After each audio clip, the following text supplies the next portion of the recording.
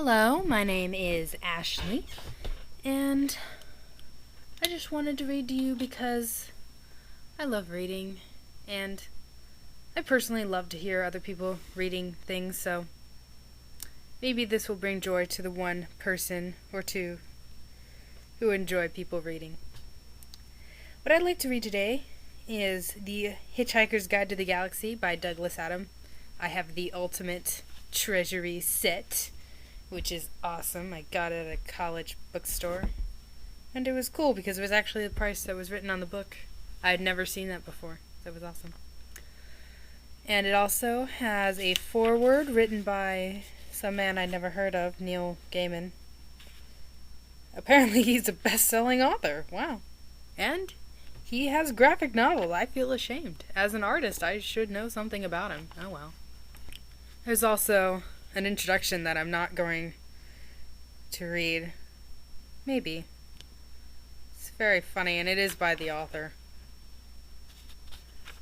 But it is mostly just history. But it's just called an introduction, some unhelpful remarks from the author, talking about how he first came up with the idea. It's from Hitchhiker's Guide to Europe by Ken Walsh, apparently. Another man I've never heard of. And apparently he fell onto a field drunk one night and looking up at the stars and thought someone should make a Hitchhiker's Guide to the Galaxy. Then promptly fell asleep and forgot about it for several years. And then it created this amazingness. Oh, I am going to read this. This is the very end of the introduction. It is a little part that says how to leave the planet. Number 1, phone NASA. Their phone number is 713-483-3111. Explain that it's very important that you get away as soon as possible. Step 2, if they do not cooperate, phone any friend you may have in the White House, number 202-456-1414, to have a word on your behalf with the guys at NASA. Because they didn't work before, apparently. Step 3. If you don't have any friends in the White House, phone the Kremlin. Ask the overseas operator for 0107-095-295-9051. They don't have any friends there either, at least none to speak of, but they do seem to have a little influence, so you may as well try. Step 4. If that fails, phone the Pope for guidance. His telephone number is 011-3966-982. I wonder if that's true. That would be awesome. I'd love to tell the Pope. I'd love to call the Pope. He'd give me hello, this is the Pope. Is that an Italian accent? I don't know. Oh, I gather his switchboard is infallible. Maybe I should try. Step 5. If all these attempts fail, flag down a passing flying saucer and explain that it's vitally important you get away before your phone bill arrives. By Douglas Adams. Okay, I'll start reading now. Oh, by the way, since I lack the ability to shut up, I am going to be commenting on things in here a lot. Hopefully I'm funny, so you'll forgive me. Anyway, The Hitchhiker's Guide to the Galaxy. For Johnny Brock and Claire Gorst and all the other Arlingtonians for tea, sympathy, and a sofa. I'd like some tea. Okay. Far out in the uncharted backwaters of the unfashionable end of the western spiral of the galaxy lies a small, unregarded yellow sun.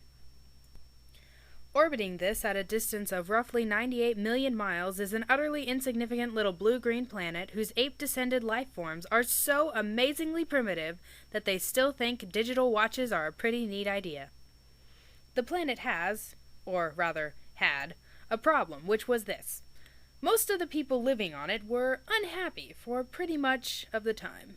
Many of the solutions were suggested for this problem, but most of these were largely concerned with the movements of small green pieces of paper, which is odd, because on the whole, it wasn't the small green pieces of paper that were unhappy. We should just move the people. That'd make them happy, you unhappy losers. And so the problem remained. Lots of the people were mean, and most of them were miserable. Even the ones with digital watches. Because digital things will make you happy. All the time. Many were increasingly of the opinion that they'd all made a big mistake in the coming down from the trees in the first place. and some said that even the trees had been a bad move, and that no one should ever have left the oceans.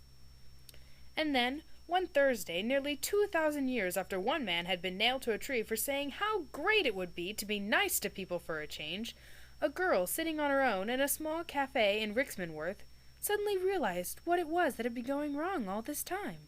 And she finally knew how the world could be made a good and happy place. This time it was right. It would work, and no one would have to get nailed to anything. I'd like to say that girl gets introduced in, I think, the third book. This fourth book, I'm sorry. It's the fourth book she gets introduced in, and she's fairly interesting, but in the fifth book she just disintegrates, and it's just like, oh yeah, and you don't even get to read about it. It's just like, oh yeah, you remember that character that we spent the entire fourth book setting up? She's gone now. Who cares? Just kind of felt like a waste of a book on that one. Oh well. At least I take comfort knowing I'm not the only one mad about it. Read on the internet. Other people being mad. Everybody's mad on the internet. Oh, I gotta keep going. Sadly, however, before she could get to a phone to tell anyone about it, a terrible, stupid catastrophe occurred, and the idea was lost forever. This is not her story, but it is the story of that terrible, stupid catastrophe and some of its consequences. It is also the story of a book called The Hitchhiker's Guide to the Galaxy. Not an Earth book, never published on Earth, and until the terrible catastrophe occurred, never seen or even heard of by any Earthman. It's like a smashing good read. Nevertheless, a wholly remarkable book. In fact, it was probably the most remarkable book ever to come out of the great publishing corporations of Ursa Minor, of which no Earthman had ever heard of either.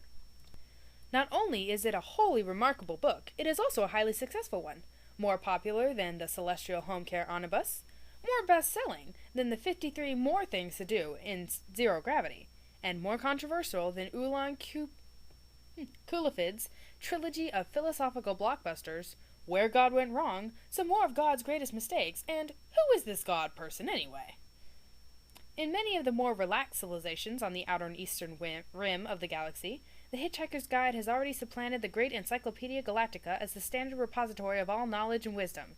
For though it has many omissions and contains much that is atypical, at least wildly inaccurate, it scores over the older, more pedestrian work in two important respects. I apologize, half this words I don't know how to pronounce. First, it is slightly cheaper, and second, it has the words, "Don't Panic," inscribed in large, friendly letters on its cover. But the story of this terrible, stupid Thursday, the story of its extraordinary consequences, and the story of how these consequences are inextricably intertwined with this remarkable book begins very simply. It begins with a house. A house of doom! I wonder, to British fans of this book, does it feel like a rape to hear an American reading about it? Well, reading it. Probably admit some of these things I'm not gonna get because I'm not British, and everything that comes from a culture it's just by nature, it's just culturally filled with stuff. I lost track of that thought about halfway through.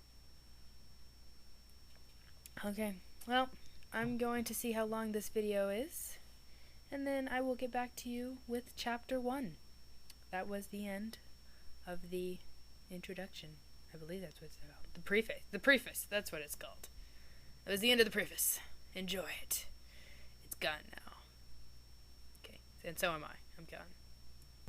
I did not write the book. I did not publish a book. I do not own any rights to it.